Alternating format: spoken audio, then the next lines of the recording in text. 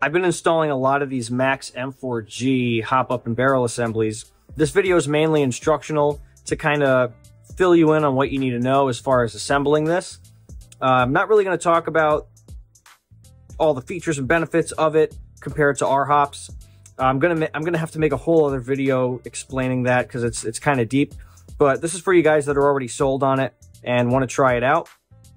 I'm going to clear up some things that customers seem to be getting confused with when they're messaging me about it. So let's just go for it. This is the Maxx M4G hop-up. This is not to be mistaken with the M4A or the M4P hop-up. Now, the M4A and the M4P pretty much are identical in every way, except for the color and maybe the diameter of the inlet adapter. The M4G is drastically different. This hop-up will not accept an AEG spec inner barrel or bucking. This is an AEG spec inner barrel. This is what you'll see in every single AEG on the market. You do not use these barrels with this hop-up. And this is an AEG bucking. You'll see buckings designed like this in every single AEG build. These do not work with this hop-up. This is the type of bucking that'll work with this hop-up. This is the Maple Leaf Wonder bucking. Now, the only other buckings that will be compatible with this would also be the Maple Leaf Super bucking. Now, at first glance, these are pretty much completely identical. The only difference is what happens at the tail end of the contact patch.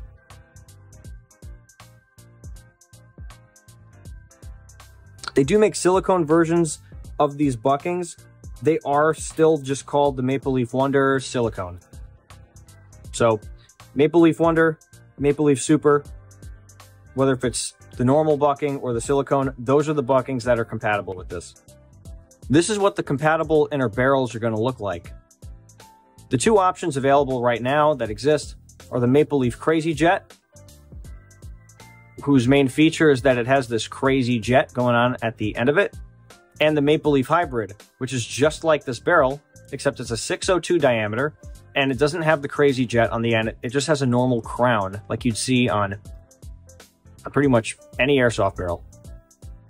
So what exactly are these inner barrels and buckings? Well, these are for gas blowback rifles, or pistols if they're compatible. And the gas blowback barrel and bucking is essentially an iteration of a VSR-10 barrel and bucking. So a VSR-10 barrel is going to look just like this, except it's not going to have the extra ridges cut into it. These extra ridges allow it to be compatible with the gas guns that they were made for, but these ridges will also allow the C-clip of this hop-up chamber to clip onto that so that you can use it with this hop-up. The normal VSR-10 barrel is not going to work in this hop-up because a normal VSR-10 barrel doesn't have these notches. You'd have to file or Dremel them in yourself. And like, I'm not even that good with the Dremel to kind of trust myself to do that with much precision. And you can't just use any VSR-10 bucking with it either, because the VSR-10 bucking features this ridge on the outside. This is going to help the bucking. This is going to prevent the bucking from rotating when it's inside of your gas blowback pistol or VSR-10 hop-up chamber. Whereas that ridge is just not present on the Maple Leaf Wonder or the Maple Leaf Super bucking. So quick recap on compatibility. Right now, you can only use the Maple Leaf Crazy Jet or the Maple Leaf Hybrid barrel, and you can only use the Maple Leaf Wonder or the Maple Leaf Super bucking, regular or silicone. And these parts, if you want to put it in your HPA build or your AEG, they'll only work in the Maxx M4G or the MWG, which is the MTW variant of this hop-up. Should you choose the Maple Leaf Wonder or the Maple Leaf Super, just try it. As the kids say, go around and find out. The only difference is the trailing end of that contact patch like I showed you. So just kind of play around with it in your build. They're $10 buckings, and as you're going to see, they're very easy to install.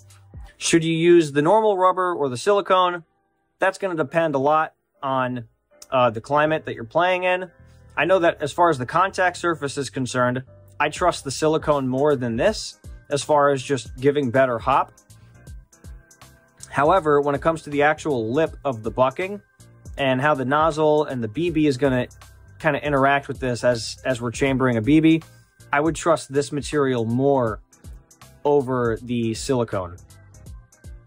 But I've only tried the silicone VSR10 style buckings in a VSR10, and that's about it. So do your own science with that. I'm using the stuff that I know works really well, that I've been getting good results with. These buckings come in different hardnesses as well, from 50D all the way up to 80D. 80D break.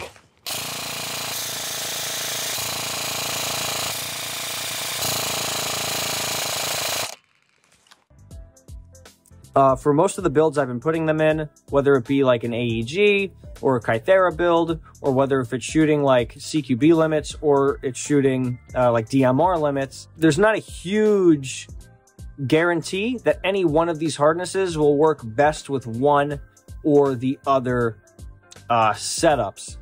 This is another thing that you're going to have to play around with. There's going to be some different variables that'll affect which one will work best.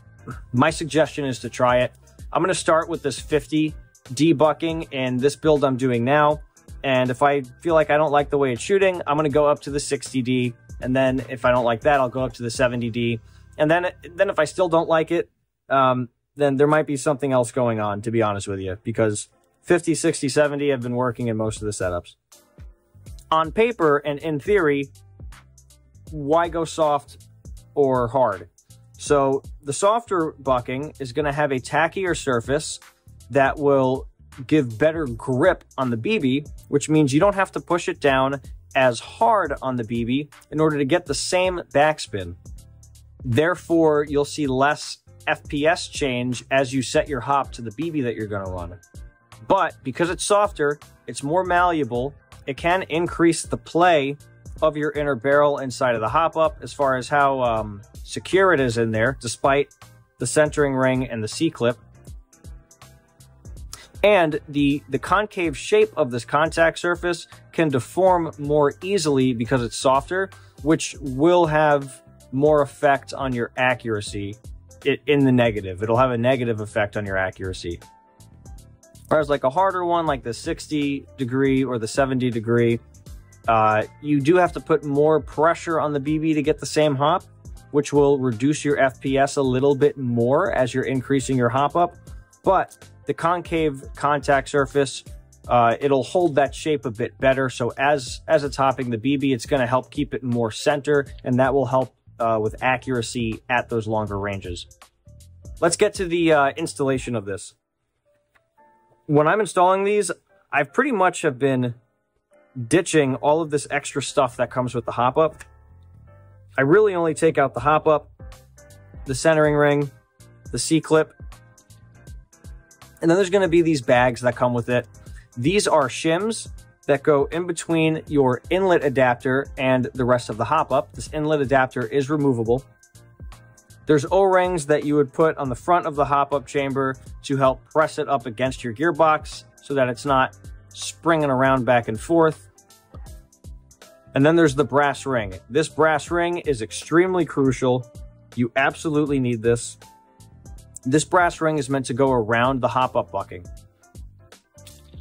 These buckings come with the ring, however, it's pretty thin and frail, and the inner diameter is larger than the inner diameter on this. So I take the brass ring, I kind of pinch the bucking, and I just get it inside of the ring. And now it's there. Then I use a silicone grease. The grease that I'm using is the Super Lube silicone lubricating compound. It's worth getting a tube of these. You can tell by looking at the tube that it's very old. It's actually almost empty at this point. I got this back in like 2015 or 2016, and I've been using it ever since. I put it in a little tub so it's easy to get to.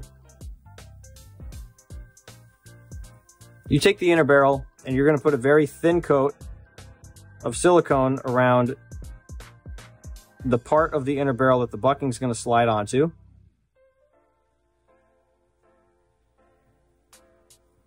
Try not to get any like in the window itself. You don't want to introduce silicone onto the contact patch because hop-ups work with friction and lubricant reduces friction. So you just want to make sure you don't get the silicone in there. So after I do that, I take the bucking, I slide it on.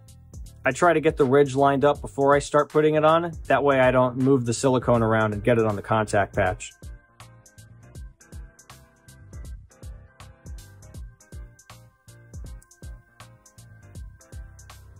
And when it's in place, you'll know because it'll fit very nice. That ridge that covers the circumference of this barrel, that will secure the front of the bucking. And then the ridge on the bottom, that'll secure the bottom of the bucking. And it stays on there pretty nice once you get it. And then I take silicone. I put another very thin coat on the outside. I'm very careful not to get the silicone on the lip itself. Because if I get it on the lip itself, again, we're introducing silicone into the contact surface, which on this bucking, the contact surface begins at the lip. So do believe that it will make its way inside. After that, you don't even have to disassemble the entire arm or anything. I just lift up the nub like that, so it's out of the way. Kind of got to get your nail in there. So once that's out of the way, now I can just slide this in.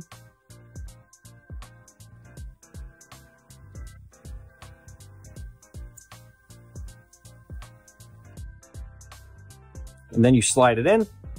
Now I'm going to jostle it back and forth a little bit. Just give it these little rotations. And that's just going to kind of help the bucking like slip and fall back into its resting position, because it is stretchy. So if you stretch it, it wants to return to its original shape. So that's one of the reasons why we use the silicone here, because now I can jostle it around. It's not getting caught with friction inside the hop-up chamber or on the inner barrel and forcing it to like kind of stay deformed. This is going to allow it to slip around. As I jostle it, it'll go back to where it wants to be. And then before I put the centering ring or the clip on, I'm going to turn the hop up, dial up. I'm going to look down and I'm going to kind of eyeball this. And I just want to make sure that this guy is centered. And due to the shadow, it makes the contact surface here look a little bit messed up, but that's just the lighting. But it does look center. If the bucking's deformed, you'll see that this like whole concave contact surface is like shifted to one side or the other. So now that I see that it's centered, I'm going to put that centering ring on. I'm going to take the C-clip and put it on.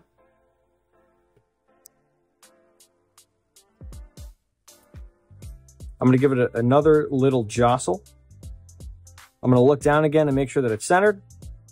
I'm going to turn the hop up off, and then I'm going to turn the hop up on again, and I'm going to confirm that it is centered, and we're looking centered in here. So this guy's almost good to go. Next, it's very important that we talk about the inlet adapter.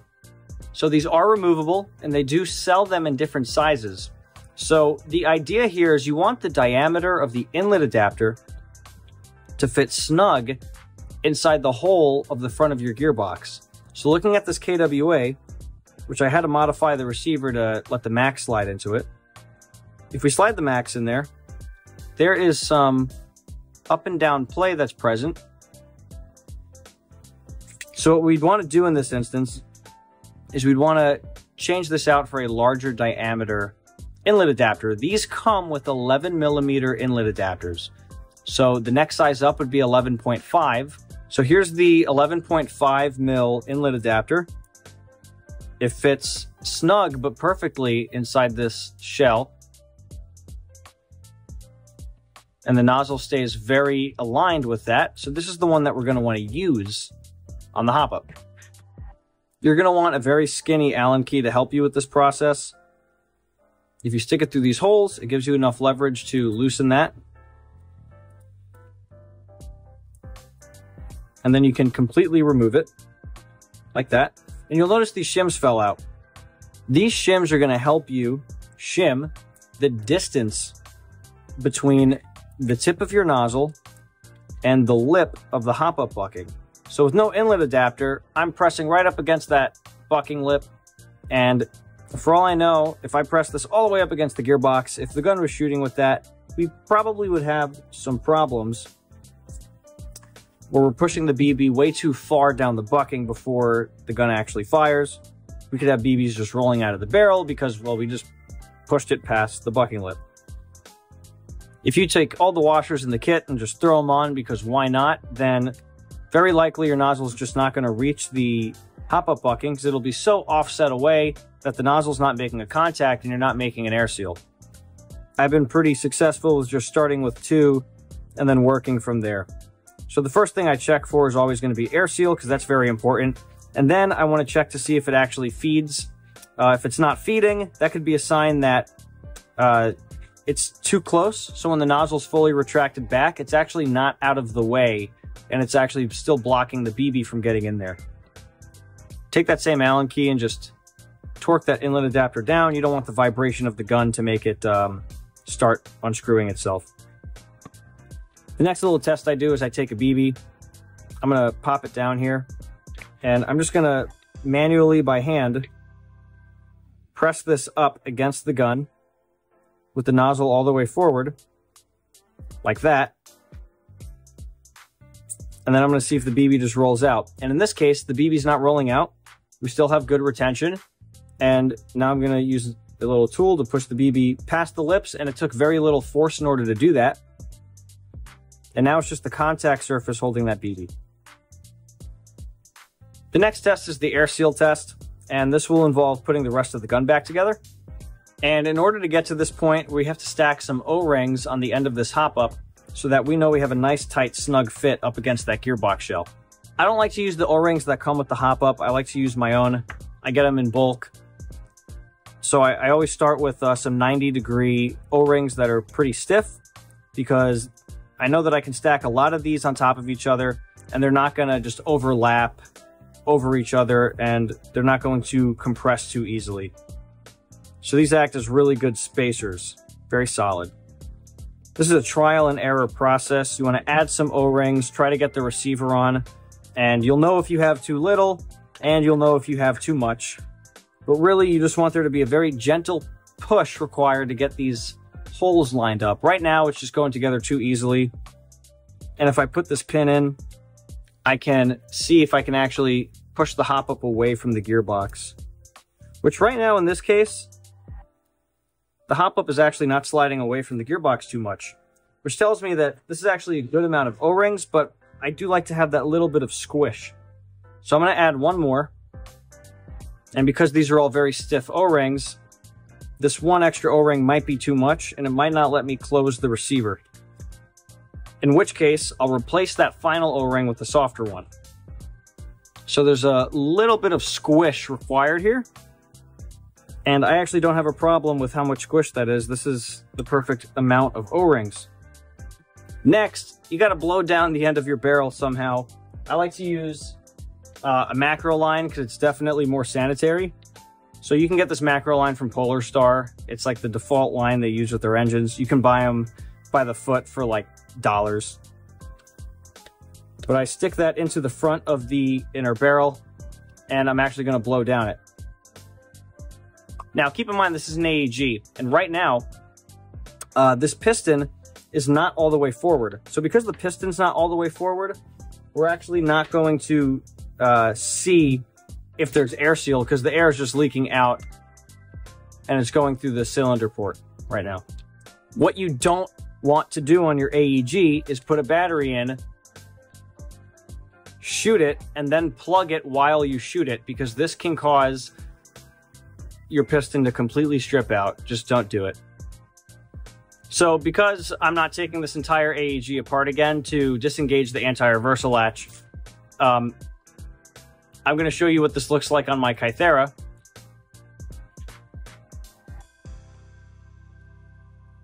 It's gross, but with the macro line, it's a little bit more sanitary. If you don't have a macro line, then you know, you're just going to have to blow down the barrel directly. Get macro line. Don't tell anybody that Antec told you to kiss the muzzle of your gun. But when you blow down the barrel, you will feel if there's an air leak. You will hear if there's an air leak, and you'll know for sure if there is no air leak at all. Another way you can kind of guarantee that you'll have air seal is if you feel the nozzle touching the bucking lip before it's fully seated against the hop-up chamber, you're going to get a good seal. That's one of the benefits of these hop-up chambers, and well, mainly these buckings, is they have a nice thick lip, and it's actually really forgiving if your nozzle is slightly misaligned. It'll kind of funnel it into the right spot, and you're going to get a good air seal regardless.